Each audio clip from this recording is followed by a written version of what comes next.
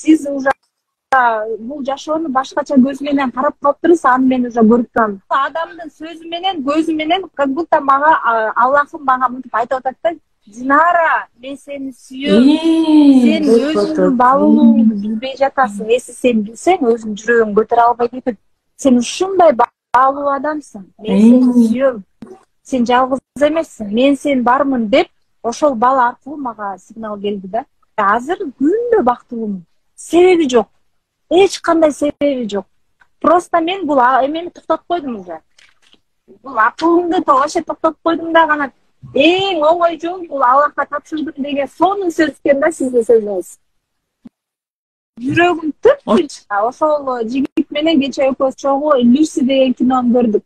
Мен ыйладым ал кинону көрүп туруп.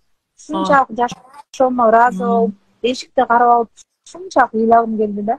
Азыр мен ыйлайм, өзүмө ыраазы болуп, Кудайыма ыраазы болуп, күнүмө ыраазы болуп ыйлайм. А мурун сиздин окууңузга чейин даже мондай жалбырак түшүп калса ошого тарынчумун да. Эмнеге жалбырак менин үстүмө түшүп калды депчи.